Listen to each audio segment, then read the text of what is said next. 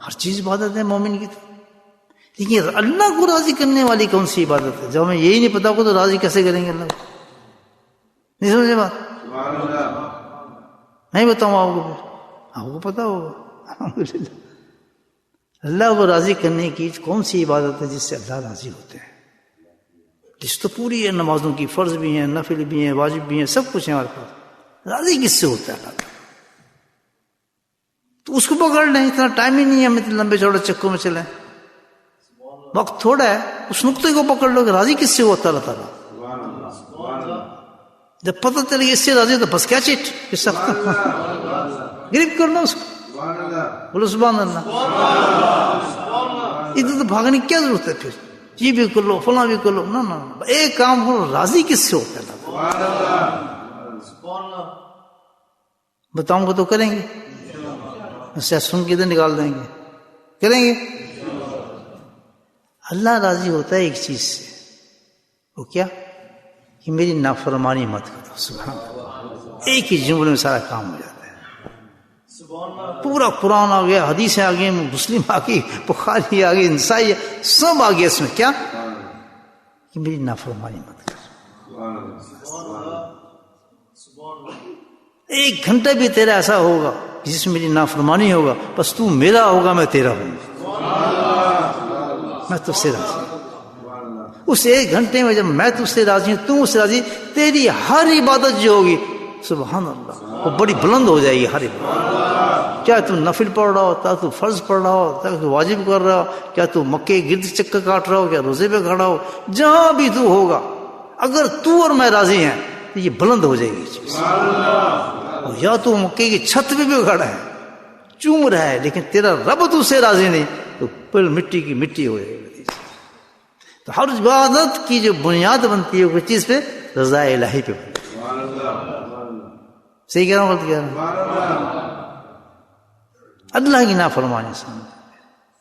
نافرمانی کے دو جز بتائے. کیا مطلب نافرمانی کا؟ ہم تو نافرمانی کہ جو میں کہوں اس کو مان جا، جس سے منع کروں اس سے رک جا. کتنی پیاری بات ہے. کیسے کہ پورا قرآن اس پہ میں اتارا ہے. تو یہ ہے ہمارا پہلا سبق کہ ہمارا مقصد کیا ہے؟ رضا ہے. بھائی سمجھ میں آ گئی؟ آپ پکا ہو گیا سبق؟ آگے چلوں. ہمارا مقصد رضا ہے. رضا الہی کے ملنے کا طریقہ کیا بتایا؟ کیا چیز ہے جو جس سے اللہ راضی ہوتا ہے؟ کون سی عبادت ہے؟ شاباش، نافرمانی کا.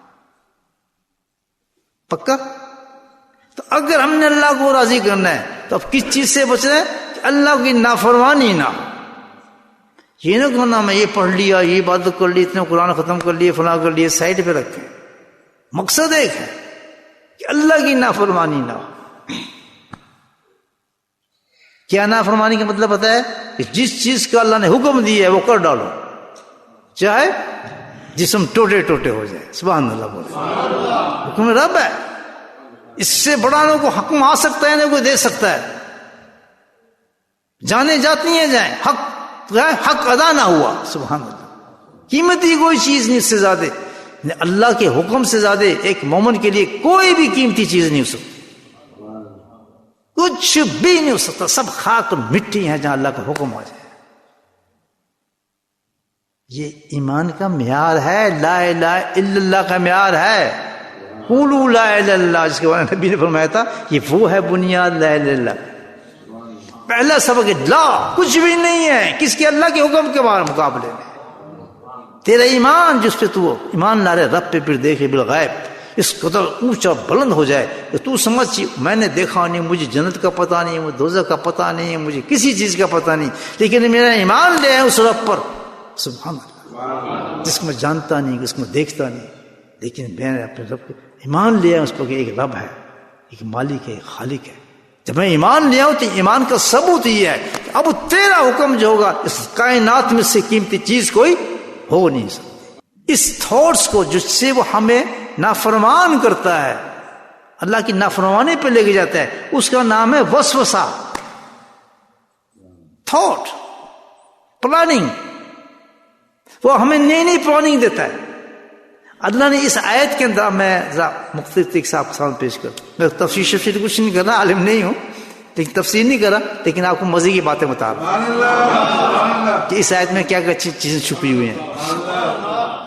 اللہ کہتا ہے قل اعوذ برب الناس ملک الناس الہ الناس من شر الوسواس الخناس۔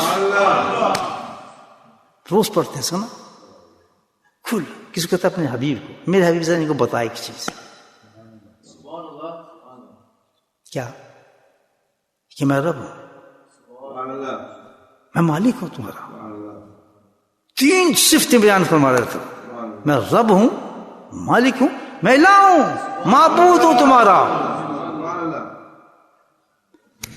ان 3 صفتوں کے ساتھ یاد رکھیں اللہ کا ہمارا تعلق جڑ گیا۔ بات سنیں، 3 صفتوں کے ساتھ ہمارا اپنے رب سے تعلق جڑا ہوا ہے، رب ہونے کی نیت سے، مالک ہونے کی نیت سے، اور الہ ہونے کی نیت سے۔ اب نقطے بتا رہا ہوں آپ کو پیارے پیارے سے، محظوظ ہوں انشاءاللہ۔ رب ہے، سبحان اللہ، مالک ہے ہمارا، اور کیا ہے؟ الہ ہے۔ ان 3 رشتوں کے ساتھ ہمارا رب کا تعلق بنا ہے۔ جتنا یہ تعلق مضبوط ہوگا اتنا ہی رضا کی منزلیں مقصود ہوں۔ یہ 3 تار ہے جس سے ہم جڑے ہیں اللہ تعالی سے۔ شیطان کیا کہتا ہے؟ قل اعوذ برب الناس، اللہ تعالیٰ نے یہی اعلان کیا کہ اپنے بندوں کو بتا، یہ میرے سے تمہارے سے تعلق توڑے گا نا، ان 3 رشتوں کو کمزور کرے گا تمہیں میرے ساتھ۔ نقطہ سمجھیں آپ، یہ 3 چیزوں سے تجھے میرے تعلق کو ختم کرے گا، بچنا اس سے۔ کون سا؟ کہ سب سے پہلا تعلق میرا کیا ہے؟ میں تیرا رب ہوں، تو میرا بندہ ہے جس میں پالنے والا۔ سبحان اللہ، تو نے لاکھ کہا ہے میرا پہلا۔ اب دیکھیں، ایک مالی ہوتا ہے جو پودا رکھتا ہے، نہیں پودا پیدا ہوتا ہے تو مالی کیا کرتا ہے؟ اس کو پالتا ہے پودے کو۔ سبحان اللہ، مجازی طور پر، حقیقی تو اللہ پالتا ہے نا اس کو۔ وہ کیسے پالے گا؟ اس کو پانی دے گا، اس کو کھاد دے گا، اس کو دھوپ سے بچائے گا، جو جو ضروریات اس پودے کی جا کے دیکھے گا۔ اگر آپ کاشتکار ہیں تو پتہ کو، مجھے پتا ہے اس بات کا، ہم گندم وغیرہ ہوتی تھی نا ہمارے کھیتوں کے اندر، یہ سب کیا جاتا تھا کام، اس کی پرورش کرنے کے لیے بار بار دیکھتا تھا کسان جا کر اس کو، دیکھیں صحیح ہے پودا، اب پودے میں کیا بھی اس میں گندم نہیں لگی، لیکن اس کو پال رہا ہے، اس کو اونچا کر رہا ہے۔ تو اللہ کہتا ہے میں تمہارا رب ہوں، میں نے تمہیں پالنا ہے۔ تیرا میرا بندہ رشتہ سب سے پہلا یہ ہے کہ میں تجھے پالنا ہے، اس پودے کی طرح پالوں گا۔ کیوں؟ رزق میں تجھے دوں گا، دودھ میں تجھے پلاؤں گا۔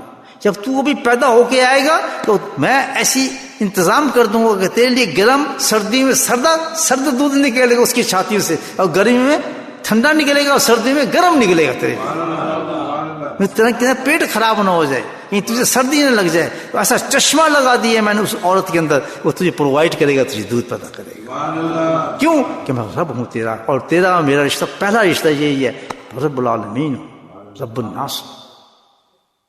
نہیں سمجھ بات؟ پہلا رشتہ ہے ہمارا رب کے ساتھ۔ کون سا؟ رب، کہ ہر چیز کا میں نے سودا کر لیا تجھ سے، جب تک تو قائم رہے گا، حیات ہے تیری، میں وعدہ کرتا ہوں تجھ سے، تیری پشت پہ لکھ دیا گیا ہے کہ میں تجھے کھلاتا رہوں گا، پلاتا رہوں گا، تیری ضروریات کو پورا کرتا رہوں گا۔ کس نے وعدہ کیا ہے؟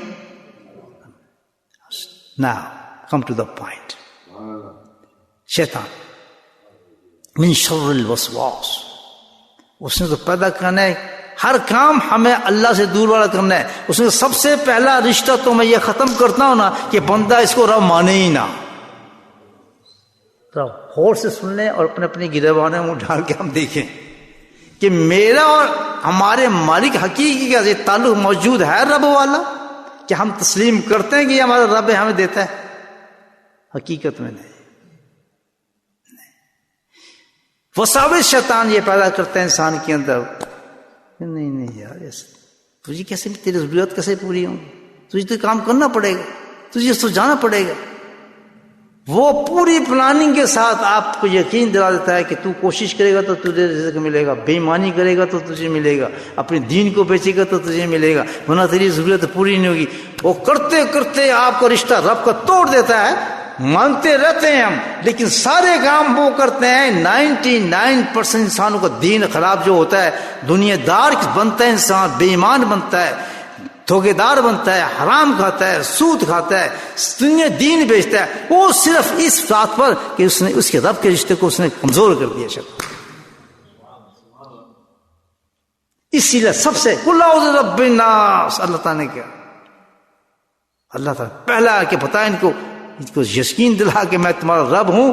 شیطان کے وسوسے میں کبھی نہ لے کے شیطان وسوسہ دے کے در بدر کرتا ہے، کہاں سے کہاں پھینک دیتا ہے، دین ختم ہو جاتے ہیں، مان زندگی ختم، دنیا کوئی چیز جو ہمارے فکر آخرت میں کچھ نہیں، صرف ایک ہی فکر اس نے پیدا کر دی ہے کہ تو کھائے گا کہاں سے، تو رہے گا کیسے، پیسے کیسے، تو اب یہ کام کر، تو اب فلاں کام کر، اب تو یہ اسٹیپ، جھوٹ فراڈ، ہر چیز، ہر گناہ انسان اس دنیا کے خاطر کرتا ہے، اور اس پہ یقین نہیں ہوتا کہ میرا رب ہے جس نے کہا کہ میں تجھے دوں گا، آرام سے تجھے حلال کی دوں گا، بہترین دوں گا، قناعت کر جا، تو یقین کر میں تیرا رب ہوں، تجھے پالوں گا۔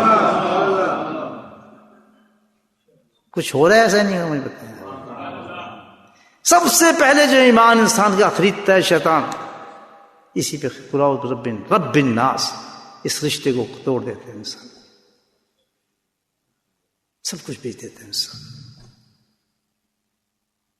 ہے نا، بہت لمبا قصہ ہے لیکن مختصر کے آپ کو پوائنٹ میں نے بتا دیا کہ سب سے پہلے دین برباد ہمارا یہ ہوتا ہے جب ہم نے اپنے رب کو رب نہیں مانتے، کہ نہیں تو نہیں دے گا، یہ دے گا، تو نہیں دے گا، یہاں سے ملے گا، پاکستان سے نہیں ملے گا جی، انگلینڈ سے ملے گا، انگلینڈ سے نہیں ملے گا جی، جاپان سے ملے گا، جاپان سے جی امریکہ سے ملے گا۔ اس پہ فراڈ، دھوکہ، غلط پاسپورٹ، غلط ویزے، غلط یہ کیا کچھ انسان نہیں کرتا۔ نمازیں چل رہی ہیں، روزے چل رہے ہیں، ذکر چل رہے ہیں، لیکن رب کو نہیں مان رہے۔ مان کس کے رہے ہیں؟ شیطان کی بات مانے، جو وسوسے ڈالے جا رہے ہیں، ہم سے پلاننگ کو دے دے کے اپنی پلاننگ کو ہمیں مضبوط کرتا ہے۔ شیطان کام کر رہے ہیں، اس کو میں نے چھوڑا ہے تمہارے پیچھے سے، بچیں کیسے؟ رب الناس مالک الناس، وسواس الخناس، خناس کو سن لیں آپ کہ یہ ایسا ہے شیطان، خناس کہتے ہیں پیچھے ہٹنے والے کو عربی میں، خنس، کہ یہ وہ نہیں جو مستقل پیچھے ہٹ جائے، نہیں، اس کا ایک خناس کہتے ہیں کہ بار بار پیچھے ہٹے گا، آئے گا جائے گا، آئے گا تو دھکا دے گا پھر آئے گا، دھکا دے گا پھر آئے گا۔ یہ تفسیر بتا رہا ہوں،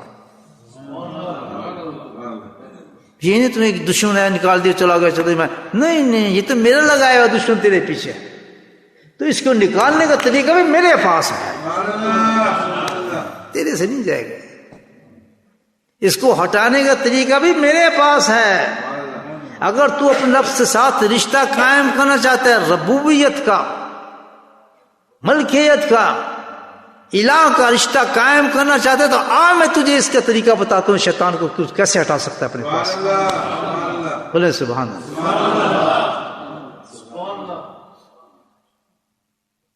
ہم گئے گزرے نہیں ہیں کہ ہمارے پاس کوئی علاج نہیں ہے، ہم گئے گزرے نہیں کہ اللہ نے ہمیں بس سپرد کر دیا شیطان کی، وہ رب ہے، کہتا ہے میں تمہیں بتاتا ہوں، لیکن میں دیکھتا ہوں کتنے لوگ کرنے والے ہوں گے، لیکن وہ پھر بھی شیطان کے نغرے میں رہیں گے، میری بات کو پھر بھی وہ نہیں سنیں گے۔ علاج تو بتاتے ہیں اللہ تعالیٰ، سمجھ آ رہی بات؟ تیرے پاس نہ رب ہے، نہ مالک ہے، نہ الہ ہے، یہ تینوں چیزیں ہیں لیکن تیری اپنی ہیں، وہ بناوٹی ہیں، حقیقی تیرے پاس کچھ بھی نہیں ہے۔ جب آئے گا تو تجھے پتہ لگ جائے گا۔ اگر تو نے بچنا ہے، یہ سب کون کر رہا ہے؟ یہ شیطان کر رہا ہے۔ کس کے ذریعے کر رہا ہے؟ وساوس کے ذریعے کرتا ہے، بیٹھے بیٹھے تیرے وسوسہ ڈال دے گا، غصہ پیدا کر دے گا، لڑائی کرا دے گا، قتل کرا دے گا۔ ہاں بیٹھے تھوڑی دیر میں غصہ آنا شروع ہو جائے گا، آپ کو چاہے بیوی سے لڑنا شروع ہو جائیں گے، تو میں نے کیا کیا ہے، وہ اب اس کو یہ تیرے ساتھ ایسے کیا تھا، فلاں کیا تھا، فلاں کیا تھا، غصہ ہے تیرے بیچارے بیٹھے گھروں میں لڑائی شروع۔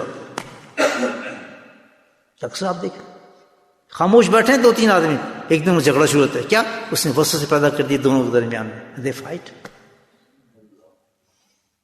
گئے کہ نیک کام کرنے اچھی جگہ پہ گئے ہیں وسوسہ پیدا ہے غلط کام کرنا شروع کر دیے, بھول گئے کہ ہم نے کام آئے کسی تھے, یہ کام شروع کر رہے ہیں کام.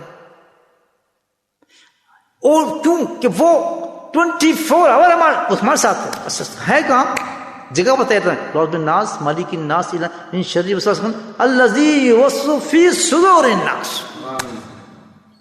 جائے وہ کام بھی بتا دیا اللہ تعالیٰ نے کہ اس کو میں نے رکھا کہاں پر ہے, اس کا گھر کدھر ہے, یہ رہتا کہاں ہے شیطان, سب کچھ بتایا اللہ تعالیٰ نے. کہاں رہتا ہے؟ دل میں رہتا ہے, فی صدور الناس. اس نے اڈا بنایا ہے وہاں پر, بچے ہیں اولاد ہے سب اس کی قائم ہو جاؤ, خوب بچے کھیل رہے ہیں آپ کو, سب کام بنایا اس نے دل کے اندر. بس ایک کام وہ کر رہا ہے کہ جس وقت دنیا سے جائے تو کافر ہو کے جائے, کیونکہ اس کا وسوسہ ایسا ہے. یہ سن لیں, بڑے غور کی بات بتا رہا ہوں آپ کو, ویری امپورٹنٹ تھنگ. اس کو اتنے وسوسے آدمی کیچ نہیں کرتا, بعض اوقات اس کا ایک وسوسہ ہی کام کر جاتا ہے کہ اس کو کافر بنا دیتا ہے, اللہ سے بلیو نکال لیتا ہے, کہتا نہیں اللہ سے کر سکتا ہے, اس کے منہ سے وہ کلمے نکلوا دیتا ہے کہ وہ کافر ہو چکا ہوتا ہے, لیکن اس کو پتہ نہیں ہوتا, کھلے عام وہ کلمے بول رہا ہوتا ہے, غصے میں, لڑائی میں, ناراضگی میں. تو شیطان اپنا کام کر رہا ہے آرام سے, وہ کلمہ اس کی زبان سے نکلواتا ہے, منہ لال کر دیتا ہے اس کا. وہی بیوی جس سے پیار کر رہا ہوتا ہے اس کو مارتا ہے, بچوں کو اٹھا کے پھینک دیتا ہے. وہ نہیں ہے, کیوں؟ وہ مومن نہیں ہے اس وقت, کیوں؟ نہ اس کے پاس رب ہے, نہ مالک ہے, اور نہ الہ ہے اس کے پاس. شیطان کے قبضے میں مکمل آ گیا, غلط وجہ کے نماز پڑھ رہا ہے, سجدے کر رہا ہے, nothing at all do with the namaz and anything for. اس کے ایکشن بتا رہے ہیں, he's catch properly from شیطان. جب ایسے انسان کو, عورت کو دیکھیں نا اس حالت کے اندر ہے, سمجھ جائیں کہ اس وقت کیا ہو گیا مکمل, اب اس سے کفر بھی نکلے گا, اور خدا ناخواستہ وہ کلمہ اس کی زبان سے نکل رہا ہے اور کفر تک پہنچا دیا اس نے, اب وہ واپس نہیں آتا. ہزاروں لوگ کفر کی حالت میں دنیا سے چلے جاتے ہیں, کہتے ہیں رانگ تھاٹس ود اللہ سبحانہ و تعالیٰ. جس وقت شیطان آ جائے تمہارے اندر اور تم پہ کچوں کے مارے, تمہیں میری ربوت سے دور کرے, میری ملکیت سے دور کرے, میری الہی سے دور کرے, تو گھبرانا نہیں, میں تمہیں اس کا علاج بتاتا ہوں. کیا؟ کہ ذکر اللہ کرنا. اس جیسی ذکر اللہ کرو خناس وہ بھاگ جائے گا. یہ قرآن اٹھا کے دکھ رہا ہے, حدیث بولتی تشریح کرتے ہیں اللہ کے نبی صلی اللہ علیہ وسلم.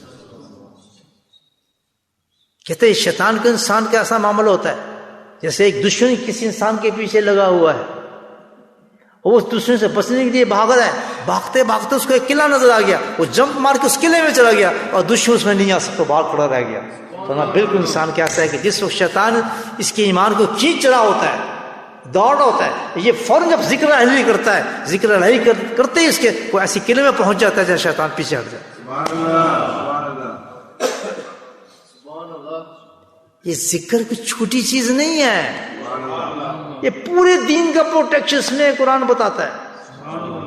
تبھی اللہ سبحانہ تعالیٰ نے کتنی جگہ پہ قرآن بھر دیا ہے, ذکر کرو اور کثرت سے کرو. اب کثرت کی بات کرتا ہوں میں آپ سے,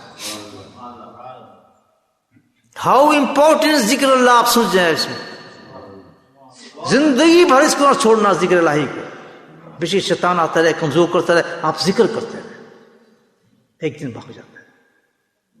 ایک واحد راستہ ہے اگر ہم ایمان کے ساتھ جانا چاہتے ہیں, اپنے تین رشتوں کو اللہ سے قائم کرنا چاہتے ہیں, تو وہ راستہ کون سا ہے؟ ذکر اللہ ہے. یہ قرآن بتاتا ہے. اب حدیث بولتی ہے, اللہ کے نبی فرماتے ہیں صلی اللہ علیہ وسلم سے حدیث کے اندر کہ جب انسان شیطان یہ چکر میں پھنس چکا ہوتا ہے, جال میں پھنسا ہے, پھنساتا ہے, گھماتا ہے, تو اسی وقت بندہ اللہ کو یاد کرتا ہے, تو جیسے ہی یاد کرتا ہے شیطان پیچھے ہٹ جاتا ہے. اور فرمایا اسی کا نام خناس ہے, الذی یوسوس فی صدور الناس من شر الوسواس. اس شر جو پیدا کرتا ہے وہ ناس, اور خناس یعنی پیچھے, جیسے پیچھے ہٹنے کیا مطلب ہے کہ جیسے ہی آپ ذکر کریں گے پیچھے ہٹ جائے گا. سنیں نا, جیسے آپ ذکر کریں گے پیچھے ہٹ جائے گا, جیسے بند کریں گے پھر آ جائے گا. میں نے بتایا نا خناس کی تشریح بتائی تھی میں نے آپ کو کہ بالکل جانے کا نام خناس نہیں ہے بلکہ واپس آنے کا نام خناس ہے. تو حکم کیا ہوا فَاذْكُرُوا اللَّهَ كَثِيرًا لَعَلَّكُمْ تُفْلِحُونَ. اگر تجھ سے بچنا چاہتا ہے, اب تفلون کی آ رہی حدیث سمجھا گی کیوں گئے تفلون بچنے کے لیے, کہ اگر تو تفلون چاہتا ہے بچنا چاہتا ہے مکمل طور پہ تو پھر تجھے کرنا کیا ہوگا وَاذْكُرُوا سے ایک سیکنڈ بھی تو ذکر سے غافل نہ رکھ اپنے دل کو. ہو سکتا ہے جس سمے تو غافل ہو, حدیث کا مفہوم دے رہا ہوں, ہو سکتا ہے کہ جس وقت تو ذکر سے غافل ہو ایک سیکنڈ کے لیے اور وہ اپنا ڈنک مار کے تجھ میں وسوسہ ڈال دے اور وہ تجھ میں کفر کے غالب ہو جائے تو کفر کی حالت میں چلا جائے گا اور تو کافر ہو جائے گا. بہت نازک رشتہ ہے ایمان کے ساتھ جانے کا دوستو. That's not joke کہ 5 نمازیں پڑھی بڑا ایمان ہے, یہ بڑا ایک حج کرا ہے عمرہ کرا ہے مسلمان, یہ ڈرامے چھوڑ دو. یہ اتنی احتیاط کا نام ہے کہ ایمان کی حالت میں انسان چل جائے, اس سے بڑی کوئی کامیابی نہیں انسان کی. غلط کہہ رہا ہوں صحیح کہہ رہا ہوں؟ قرآن یہی بتاتا ہے. اس لیے کیا ہے وَاذْكُرُوا اللَّهَ كَثِيرًا لَعَلَّكُمْ تُفْلِحُونَ. ایک سیکنڈ بھی تجھے ذکر سے غافل نہ ہو